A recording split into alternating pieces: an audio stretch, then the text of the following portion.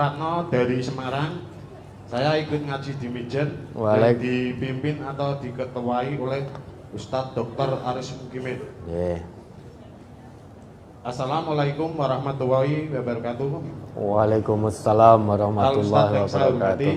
Alhamdulillah saya bisa hadir di pengajian pagi dan bersilaturahim tadi dengan saudara-saudara lainnya. Sudah lama sekali tidak hadir. Ini saya catat agar saya tidak lupa dalam pertanyaan nanti. Saya ingin mengutip dari 2 surat Al-Quran dan 1 hadis. Quran surat At-Tahrim ayat 66 ayat 6. Wahai orang-orang yang beriman, peliharalah dirimu dan keluargamu dari api neraka yang bahan bakarnya adalah manusia dan batu, dan seterusnya. Di dalam surat ini yang disebutkan adalah menjaga dirimu. Jadi kemudian keluarga atau orang lain. Jadi yang intinya adalah dirimu. Kemudian Quran surat Al-Maidah ayat 5 ayat surat kelima. Al-Maidah surat kelima ayat 99. Ya. Kewajiban Rasul tidak lain hanyalah menyampaikan amanat Allah. Dan Allah mengetahui apa yang kamu tampakkan dan apa yang kamu sembunyikan. Kemudian hadis, insyaallah sahih. Sebaik-baik manusia adalah yang bermanfaat bagi makhluk lainnya. Mohon penjelasannya. Ini misalkan Ustadz, bukan contoh. Kalau contoh kan berarti sudah ada. Ada seorang hamba Allah yang taat kepada Allah dan Rasulnya sesuai ilmu yang didapat atau dipelajari dan sesuai tingkat pemahamannya. Hamba Allah ini melakukan kebaikan, tapi kemanfaatannya, kebaikannya itu untuk dirinya sendiri. Jadi tidak ada unsur dakwah atau menyeru orang lain atau menyampaikan atau mengajak. Pengertian dakwah kan itu, Ustaz. Lah ya itu tuh sebentar. Lah itu kebaikannya untuk dirinya sendiri itu contohnya apa? Gini, Pak. Misalkan ya pasti timbul pertanyaan ini. Misalkan kita melakukan kebaikan, tetapi kita tidak memikirkan unsur dakwah. Kebaikan untuk dirinya sendiri di dalam Al-Quran memang untuk dirinya sendiri, tapi untuk kemanfaatannya. Kita tidak memikirkan bahwa apa yang saya lakukan perbuatan itu tidak memberikan contoh ke orang lain, tidak orang itu biar seperti kita, tapi kita hanya saya berbuat kebaikan untuk saya. Jadi masalah kemanfaatnya tidak dipikirkan sama sekali. Kemudian mungkin ada beberapa faktor hamba Allah itu, diantaranya 1, mencari aman, mungkin karena mental atau tidak punya keberanian atau tidak punya kapasitas atau kemampuan. Kemudian pertanyaan, apakah kelak dalam perhitungan amal baik atau buruk bisa disamakan dengan orang yang amal baiknya timbangannya seharusnya dia masuk surga tapi masih punya hutang, kemudian amal kebaikannya tadi diambilkan untuk membayar. Kemudian hamba Allah ini ya katakanlah bapak, berat amal kebaikannya itu banyak, harusnya masuk surga, tetapi keluarganya ada yang mengadu kepada malaikat atau Allah karena selama hidupnya kebaikan yang dilakukan manfaatnya untuk dirinya sendiri. Misalkan selama hidupnya tidak terus-menerus dalam mendakwahi anak. Sepengetahuan saya, dakwah itu tidak boleh berhenti kecuali yang didakwahi itu mati atau yang mendakwahi yang mati. Terima kasih, Ustadz. Assalamualaikum warahmatullahi wabarakatuh. Waalaikumsalam warahmatullahi wabarakatuh. Ya sudah betul loh, yang dakwah itu tidak boleh berhenti kecuali yang didakwai sudah meninggal atau kita yang mau berdakwah ini meninggal dunia, sudah terhenti. Sekarang pertanyaannya, kalau ada orang berbuat kebaikan, namun kebaikannya hanya untuk dirinya sendiri, tidak memikirkan manfaat untuk orang lain, dalam arti kebaikan yang dilakukan tidak ada muatan, tidak ada nilai dakwahnya.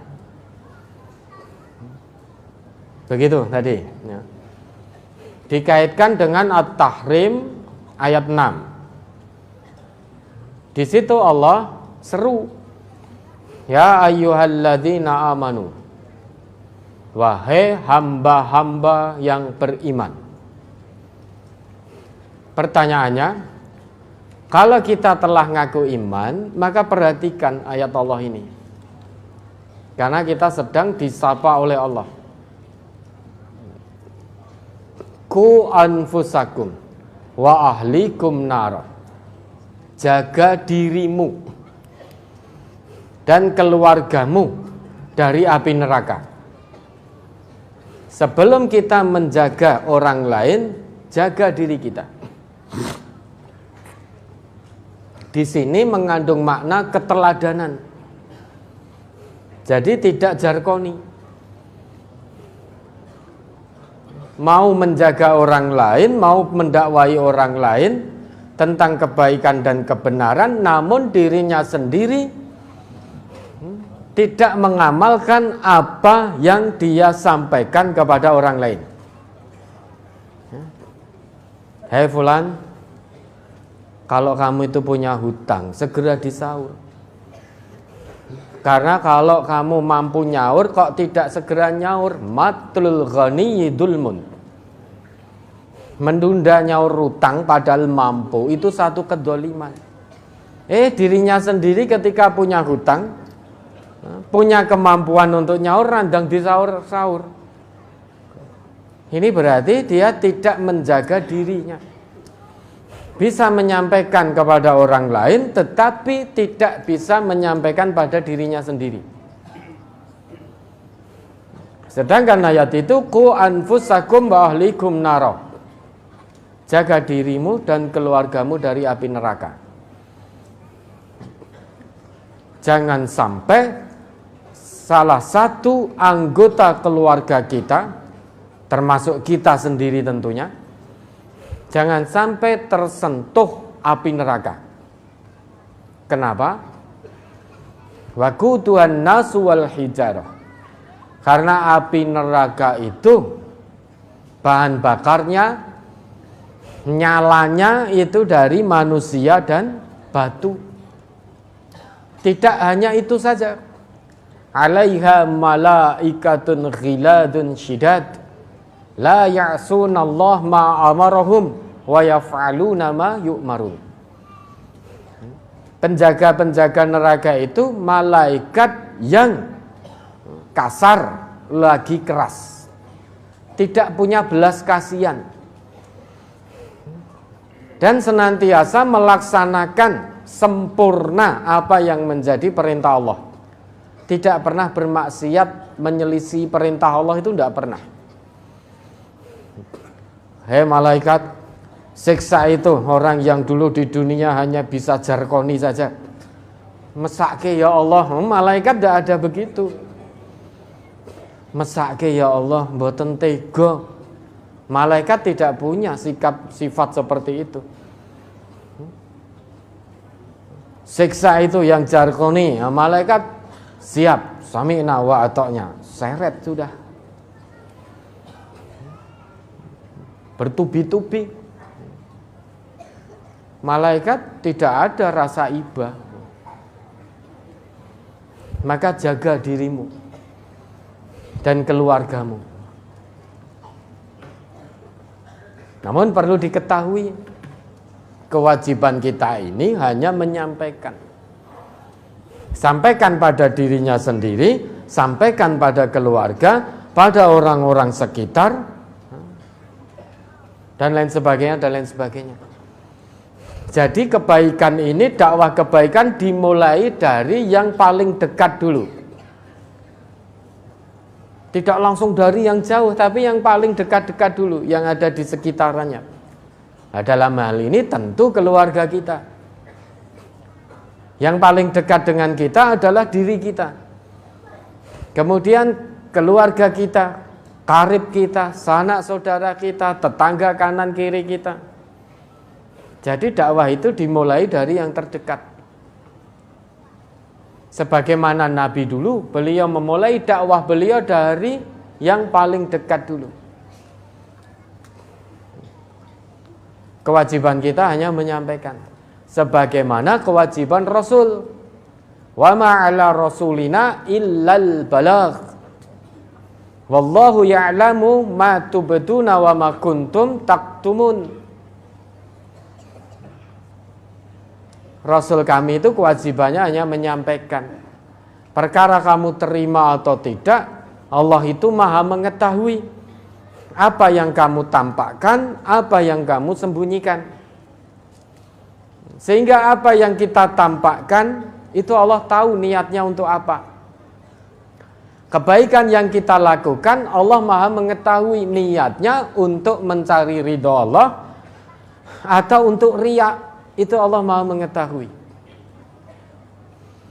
Lah sekarang tadi dikatakan karena tidak punya kapasitas. Setiap muslim dimanapun dia berada punya kapasitas untuk mendakwahkan kebenaran Islam ini. Karena kewajiban muslim dimanapun berada, balighu anni walau ayah.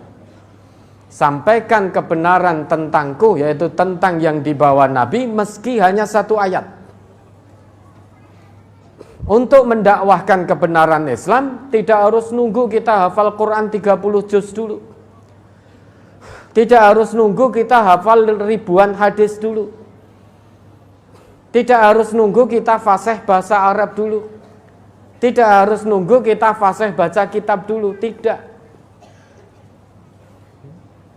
Saat kita menjadi seorang muslim, menyatakan Islam sebagai jalan hidup kita, saat itu kita punya kewajiban untuk dakwah. Dakwah tidak harus melalui mimbar-mimbar saja. Dakwah tidak harus melalui lisan. Panjenengan melakukan satu kebaikan dengan perbuatan. Orang di sekitar panjenengan melihat, oh ini satu kebaikan, satu amal soleh. Contoh, misal panjenengan jaga sholat 5 waktu berjamaah di masjid. Orang-orang di sekitar akan melihat, oh ternyata fulan jamaah ke masjid. Nanti akan ada yang tertarik, kok beda ya. Orang yang jamaah ke masjid 5 waktu ke masjid itu hatinya tenang, tidak mudah marah, tidak emosional. Jenengan datang ke sini ngaji, meski tanpa kata-kata, tetangga jenengan ini setiap ahad ning ngendi toh? Dia akan mencari tahu. Oh ternyata ngaji. Oh lah pantesan tidak mudah marah, tidak emosional. Dalam kebaikan senantiasa pengen berlomba. Meski tidak bisa menyampaikan melalui mimbar, namun menyampaikan melalui perbuatan. Dimanapun kita berada, kata Allah, ishhadu bi anna muslimun, saksikan bahwa kami ini seorang muslim. Orang muslim itu di mana tempat hidupnya dikendalikan oleh aturan Islam. Dia berucap, tutur katanya santun, tutur katanya baik. Dia berbuat, perbuatannya baik, sikapnya ma'ruf. Dia mencari rezeki sesulit apapun, dia tetap mencari yang halal dan thayyib. Karena dia orang Islam. Orang Islam itu punya aturan. Aturan Islam disebut as-silmu, agamanya disebut al-islamu, aturannya disebut as-silmu, hasilnya disebut as-salamu. Jadi al-islamu, as-silmu, as-salamu. Ini 3 hal yang tidak bisa dilepaskan satu sama lain. Kalau pengen salam, keselamatan dunia akhirat, harus mau dengan asilmu, aturan Islam totalitas. Kesungguhan tanpa batas. Orang yang akan terikat dengan asilmu hanya orang Islam. Orang di luar Islam dia tidak terikat dengan asilmu. Malu masyitum, terserah, faman syaa fal yu'min wa man syaa fal yakfur. Hanya orang Islam yang terikat dengan aturan Islam. Kalau tidak ingin terikat dengan aturan Islam, maka jangan jadi orang Islam. Kalau sudah menyatakan diri sebagai orang Islam, ikhlas atau tidak ikhlas, mau atau tidak mau, harus menjalankan aturan Islam. Ya ayyuhalladzina amanu dukhulu fis-silmi kafah. Sebagaimana jenengan bekerja, jenengan tidak akan terikat dengan satu tempat pekerjaan kalau jenengan tidak menjadi karyawan di situ. Begitu jenengan masuk, misalkan jenengan jadi pegawai negeri sipil, jenengan terikat aturan yang ada di aturan ASN. Kalau tidak mau dengan aturan ASN, jangan jadi ASN. Misalnya tidak akan dicari. Loh, fulan kemana? Wong sudah mengundurkan diri, jadi pegawai negeri sipil. Nanti jenengan tidak datang jam 7, tidak fingering dan lain sebagainya, tidak akan dicari. Tidak mungkin tiba-tiba datang, fulan kok kamu nggak datang? Lah wong sudah mengundurkan diri. Begitu pula kalau tidak mau dengan aturan Islam, mundur dari Islam. Sengsara dunia, sengsara akhirat. Tapi kalau mau dengan aturan, mau dengan Islam, harus mau dengan aturan Islam. Salah satu aturan Islam, kita dakwah. Isyhadu bi anna muslimun, tidak harus dari mimbar-mimbar. Dengan perbuatan bisa kita dakwah, orang melihat. Sehingga jadi orang Islam itu ya, kalau dilihat, didengar oleh orang-orang yang ada di sekitar kita, itu harus ada muatan nilai dakwahnya. Maka kalau bertutur kata yang santun, tutur kata yang baik. Kalau berbuat yang ma'ruf, berbuat yang baik sekalipun tidak dakwah dari mimbar. Maka semua muslim itu punya kapasitas untuk dakwah karena kewajibannya memang berdakwah. Kalau di kita tidak harus nunggu jadi guru daerah dulu, tidak. Kan jenengan dimanapun berada, usahakan orang yang melihat jenengan itu melihat Islam ada pada diri jenengan. Orang yang mendengar pembicaraan panjenengan, usahakan orang itu mendengar Islam ada pada pembicaraan jenengan. Itu maksud ku anfusakum wa ahlikum naro. Apalagi sesama mukmin, al mukmin mir'atu akhihil mukmin. Sesama mukmin itu cermin bagi mukmin yang lain. Sehingga kalau orang melihat seseorang itu saudara mukminnya, seolah-olah dia melihat dirinya ada pada fulan itu. Begitu pula sebaliknya. Maka kalau dia mendengarkan pembicaraan dari saudara mukminnya kok tidak sesuai dengan Quran dan Sunnah, karena itu cerminan bagi dirinya, maka dia menegur. Begitu pula sebaliknya, kalau fulan itu mendengar dari pembicaraan kita keluar dari Islam, maka fulan menegur kita karena kita sebagai cermin bagi dirinya. Sehingga isyhadu bi anna muslimun, itu usahakan orang itu mendengar perkataan kita, melihat perbuatan dan tingkah laku kita. Islam ada pada perkataan kita, Islam ada pada perbuatan kita. Itu seorang muslim. Ya. Kemudian khairunas anfa'uhum linnas. sebaik-baik manusia, siapa yang paling bermanfaat bagi manusia lainnya. Manfaat itu tidak hanya sebatas memberi, baik memberi dengan tenaganya, dengan materinya, bukan hanya sebatas itu. Kita memberikan nasihat, itu juga manfaat. Kita berkata yang baik, berbuat yang baik, meski tanpa kata-kata, tanpa dakwah dari mimbar, orang melihat kemudian, oh ternyata wong Islam naik ngaji dan mengamalkan hasil kaji itu ya betul-betul sikapnya ma'ruf, tutur katanya khair, baik, santun, jujur. Jadi itu juga ada kemanfaatan. Nah, yang tadi panjenengan sebutkan, orang banyak kebaikan kemudian di sana menjadi habis kebaikannya, itu orang yang muflis menurut Nabi, orang yang pailit. Atadruna mal muflis? Apakah kamu tahu siapa orang yang pailit itu? Tanya Nabi kepada sahabat-sahabat beliau. Sahabat-sahabat Nabi itu kalau ditanya tidak perso, beliau menjawab, Allah wa rasuluhu a'lam.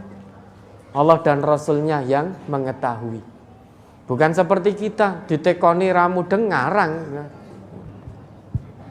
Padahal ngarang itu hanya ada dalam pelajaran bahasa Indonesia. Iya. Kita banyak ditanya masalah sepele, orang ngerti, ngarang-ngarang jawaban akhirnya.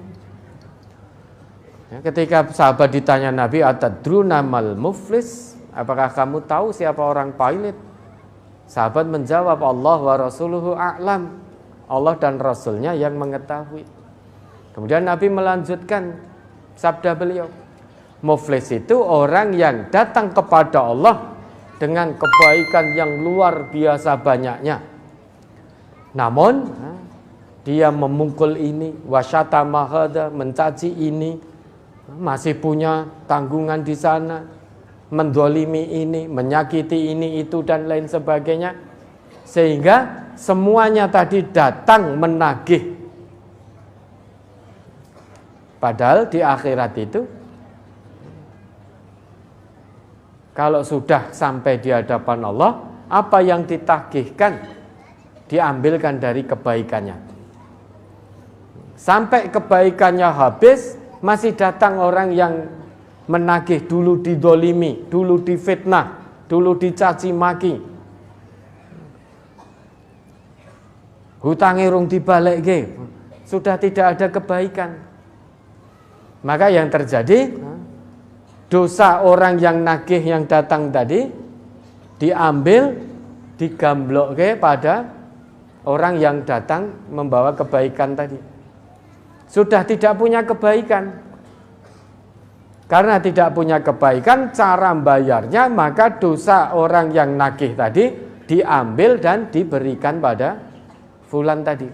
Sehingga dia muflis, kebaikan yang begitu banyak harusnya membawanya ke surga Firdaus, tapi karena di dunia dia pernah mendolimi ini, pernah menyakiti fulan, pernah memfitnah fulan, hutang ora dibayar, pernah memukul fulan, menganiaya fulan dan lain sebagainya, habis kebaikannya. Begitu habis kebaikan masih datang orang nagih. Akhirnya yang nagih tadi, karena yang ditagih sudah tidak punya kebaikan, dosa orang yang nagih tadi digamblok. Nah, apakah terus lantas kemudian ketika kita menjalani hidup di dunia ini sesama muslim yang satu tubuh, terus kita akan keras hati kita, oh nek ngono titenono, tidak saya maafkan, tak tagih ning akhirat. Apa begitu? Egois itu enggak mendapat kebaikan. Padahal perintah Allah itu ciri orang yang bertakwa, salah satunya wal'afina aninnas, pemaaf sejak di dunia. Kalau di dunia tidak bisa menjadi pemaaf, berarti bukan hamba Allah yang bertakwa. Lah sekarang ada yang menyalahi, seharusnya bisa memaafkan sehingga meraih derajat ketakwaan. Lah kok engkau tak tagih ning akhirat. Yang satu juga begitu. Oh, ditenono engkau kesalahanmu dulu pernah memfitnah saya juga tak tagih ning akhirat. Kalau itu terjadi sejak di dunia ini persaudaraan sesama muslim sudah hancur, rusak. Tidak satu tubuh lagi. Bukan kebaikan namanya.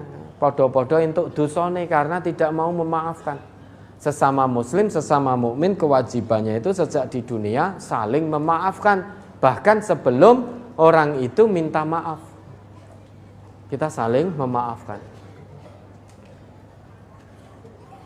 Kemudian misalkan orang tua tidak bisa istiqomah terus mendakwahkan kebenaran din kepada anaknya. Kita orang tua ini, ingat ya, kedua orang tua ini menjadi barometer utama. Kullu mauludin yuladu alal fitrah fa abawahu yuhawwidanihi au yunassiranihi au yumajjisanihi.